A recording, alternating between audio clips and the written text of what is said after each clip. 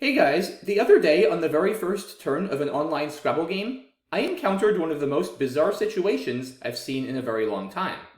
My opponent this game was Kevin Burbridge, an expert level player who's rated about 1700 in over-the-board tournaments. Kevin opened the game with CUL for 10 points. And this play really threw me for a loop. Not because Kevin only scored 10 points. It's not too rare that somebody plays 2 or 3 tiles for a small score on their opening play if they're very close to bingoing. The reason this play shocked me is CUL is not a word. So my first instinct was, I guess Kevin messed up here, I'll challenge this off the board, and then with my rack of AIIMRT blank, just open with Martini for 72 points or something similar. That seemed like a very logical play, and I was just about to do it when something hit me. It occurred to me that Kevin very well may be up to something here. Like I said before, Kevin is a very good player. He's an expert, and it would be very strange that he messed up on a 3-letter word. The 2s and the 3s are some of the earliest words that new tournament Scrabble players learn, so someone of Kevin's caliber surely has a rock-solid grasp on the 3s and wouldn't play something like CUL. So then I started thinking, is it possible that somehow Kevin is doing this to try to fool me, and that he's actually hoping I challenge this off the board? And the answer turns out to be yes. I figured that maybe Kevin is really close to a lot of 8-letter bingos. He probably has a rack that makes no 7-letter words. Of course, if he had a 7-letter word, he would have just opened with a bingo. But his rack probably makes valid 8-letter words with a lot of common tiles I might play. That's what I figured he might be up to. And he might be doing this, trying to bait me into challenging this off, making a play, and then giving him one of the tiles he needs for his bingo. This is a tactic that isn't used often, but I've seen it before. So, in part because I was suspecting that's what Kevin might be up to, and also in part because the U gave me an 80-point bingo of tiramisu with a blank S, I made the very unorthodox decision to intentionally allow a phony 3-letter word to stay on a Scrabble board. Now, this was a very strange decision on my part, but was it the correct one? Let's think about this a little bit. In terms of point margin after the first turn, it's basically a wash. Because if I do as I did in the game, then I'm going to be up 80-10, so that'll be a 70-point lead. If I challenge Kevin's play off, and then bingo with Martini, that scores 72, so then I'm up 72. So if I were to challenge this off and bingo, I would be up 2 more points than I am now. That's not a huge difference, so really the most important question is, do I think Kevin is more likely to bingo on his next turn if I let his phony stay and I bingo with tiramisu, or if I challenge his phony off and bingo with Martini? And I feel like the answer has to be that Kevin is more likely to bingo if I challenge off his phony. Remember, the most logical reason he would do something like that is if he was specifically hoping for multiple likely letters out of the bag to give him an 8-letter bingo. And if I open with Martini, I'm giving him a lot of promising letters. A, I, R, T, N. Surely one of those is going to be a tile that Kevin could use for an 8. Now you might be thinking, okay, sure, but can't Kevin also bingo after you play tiramisu? Well, of course he can. But the key difference here, guys, is now Kevin was forced to draw 3 tiles out of the bag after CUL.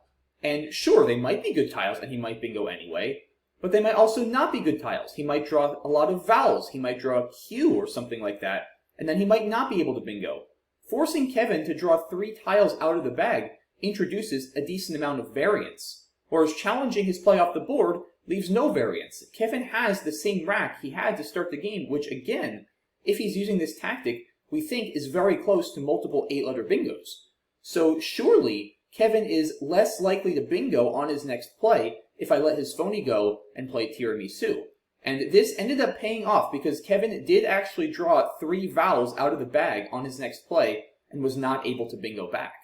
Now, I have another very fascinating option I could have considered in this position that I didn't think about during the game. Another option is to challenge off Kevin's play, but then in response not to open with Martini, but to pass my turn.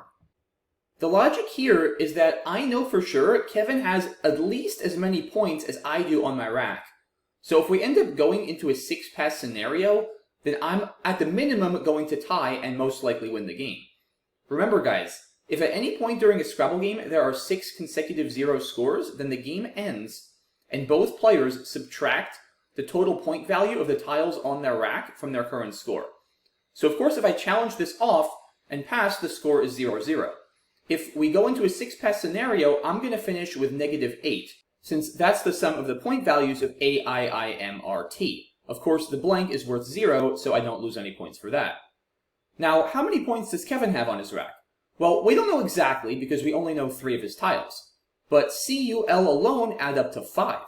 And that means if his 4 remaining tiles add up to 4 or more points, he's going to have at least 9, and thus finish with a score of -9 or worse, and I'm going to win the game. That means unless Kevin happens to have 3 1-pointers and the other blank, in which case we would tie, then Kevin would lose. So this is absolutely something that benefits me. There's a small chance we tie, which is my worst case scenario, but more likely than not, I would end up winning. So what that means is if I challenge CUL off the board and pass, it basically forces Kevin to try something else on his next turn.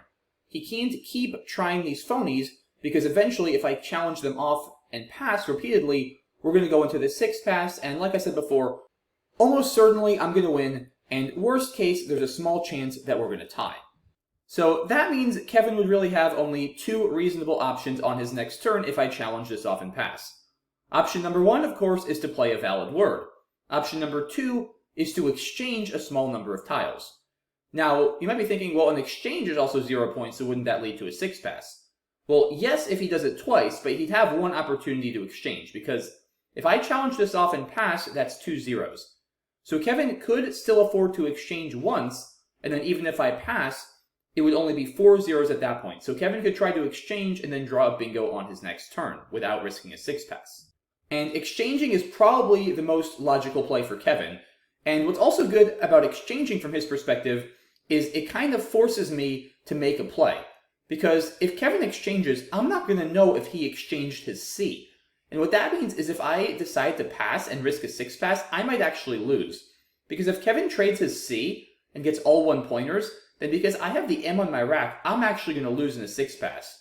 So if Kevin exchanges, I kind of have to play a word. And as such, I would just open with Martini. And then, depending on what Kevin exchanged and what he drew out of the bag, he might or might not be able to counter bingo in response. So, from my perspective, if I challenge CUL off and pass, probably the most likely response I should anticipate from Kevin is an exchange of a small number of tiles. And I have to assume that if Kevin does that, I'm going to just play Martini. So now the question becomes, is Kevin more likely to bingo if I accept his phony and I play Tiramisu, or if I challenge off CUL, pass, he exchanges probably just 1 or 2 tiles, and then I open with Martini? I still think that accepting CUL and playing Tiramisu is better, because again, this forces Kevin to draw 3 tiles out of the bag. If Kevin exchanges, he's probably going to just trade 1 or 2 tiles. Again, presumably the rest of his rack is really good. We're assuming he's really, really close to a bingo, he likes all of his tiles, but they don't quite make a 7-letter word. So if I pass, Kevin's probably going to just trade 1 or 2 tiles. And I would rather force Kevin to draw 3 tiles out of the bag after his phony stays on the board than just 1 or 2. Again, when you have a good bingo rack, the more tiles you have to draw out of the bag is generally going to reduce your bingo percentage, because that increases the variance, thereby increasing the chances you're going to draw something like a Q that's going to wreck your bingo opportunities. So it's an interesting idea to challenge the phony off and pass, but I think given Kevin most likely exchanges just 1 or 2 tiles on his next turn, I'm still better off letting it go and playing Tiramisu, forcing him to get a decent 3-tile draw and bingo in response. So a lot of interesting options for me. I do believe I handled it correctly. Now let's take a look at what Kevin actually had and whether this play of CUL actually makes sense from his perspective. Kevin's opening rack was ACELRTU. There are indeed no 7-letter words here, as Kevin correctly determined. And CUL appealed to him because he knew if it got challenged off the board, then he gets a lot of 8-letter words. Specifically, he gets 8-letter words with the following 7 letters: CEFHIOT.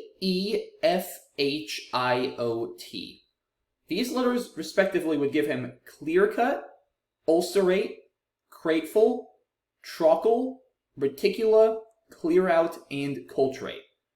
Now, C, F, and H aren't that likely to appear in my play, but E, I, O, T are all very likely. Remember, there are 12 E's, 9 I's, 8 O's, and 6 T's in the bag. These are very common letters that are going to occur in the vast majority of my plays. In particular, Kevin hits with 3 vowels, E, I, O.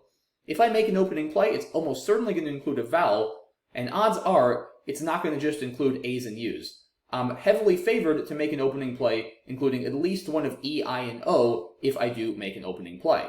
So if Kevin's plan works and I challenge off this phony and then make a play that's not a pass or an exchange, he is very likely to bingo on his next turn.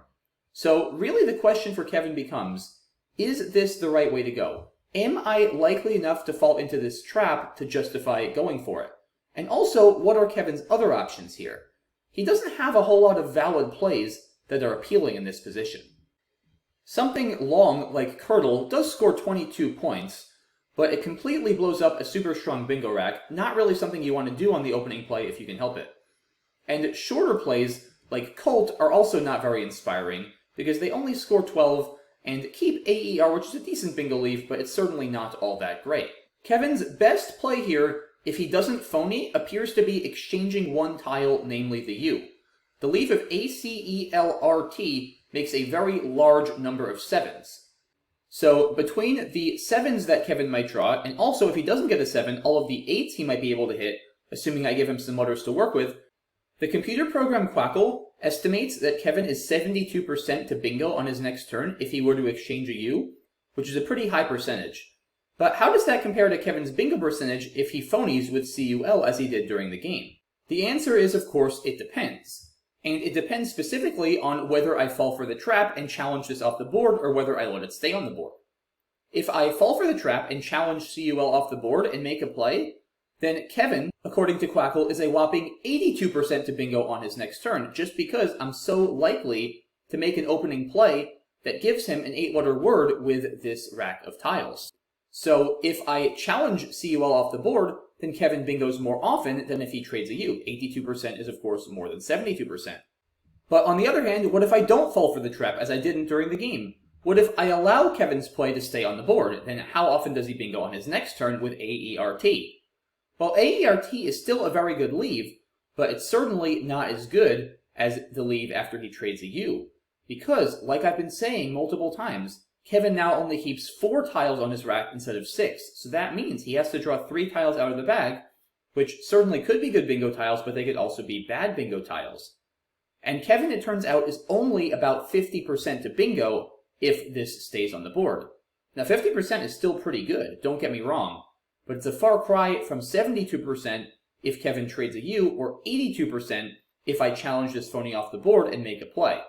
So it turns out that Kevin's best non-phony option, once again trading the U, is exactly in between the possible outcomes if he phonies. It's a lot better, 72 versus 50, than if I don't fall for his trap, but it's a bit worse, 72 versus 82, if I do fall for his trap. So how is Kevin supposed to evaluate this? Should he make the more traditional decision here and just trade a U and hope to bingo on his next turn? Or should he try to set this trap and hope I fall into it, but take the chance that I don't fall into it and it ends up hurting his bingo percentage? Well, really it boils down to, how likely does Kevin think I am to fall for this trap? If he thinks I'm pretty likely to fall for it, then by all means he should try CUL.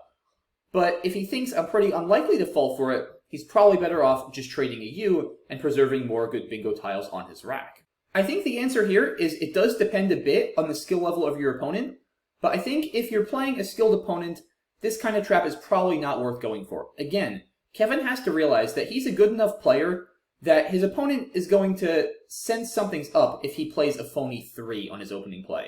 Kevin is simply too good for a phony 3 to seem like an honest mistake. And because of that, I think this trap is fairly unlikely to work against an experienced player who's come across this kind of thing before. Now, if Kevin were playing a considerably weaker opponent, I think it could make a lot more sense to go for this, because they might not be thinking in the same way and using the same level of logical reasoning, and they might be more inclined to just be like, oh, my opponent played a phony 3, I'm going to take advantage of that, swat it off the board, they're going to score 0, and I'm going to get to make a play. To me, a lower rated player would be more likely to think that way, whereas a stronger player, like myself, would be more thinking, wait a minute, something is up here, this doesn't add up, and they're going to think about it and then realize they should let it stay on the board.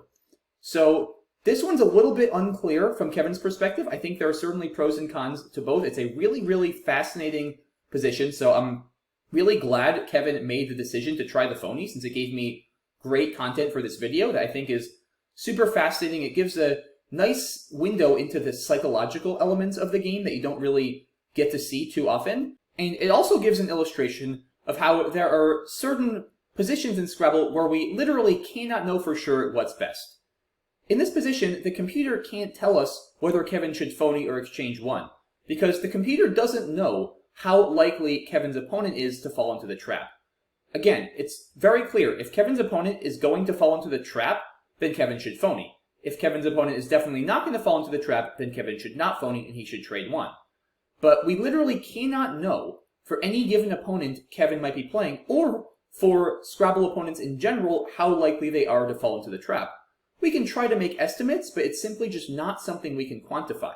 And because of that, we cannot know for sure whether Kevin made the correct decision in this position. It's not something that any sort of computer simulation or concrete mathematical analysis can tell us, and I think that's super cool.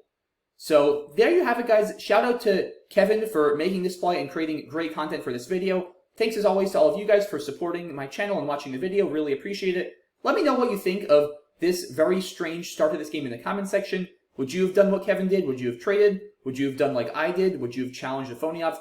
Let me know what you guys think. Like I said, this is a super subjective position, so especially excited to hear all your thoughts. Let me know what you think. Thanks again for watching the video. Really appreciate it. I'll see you soon for the next one. Have a good one, guys. Bye-bye.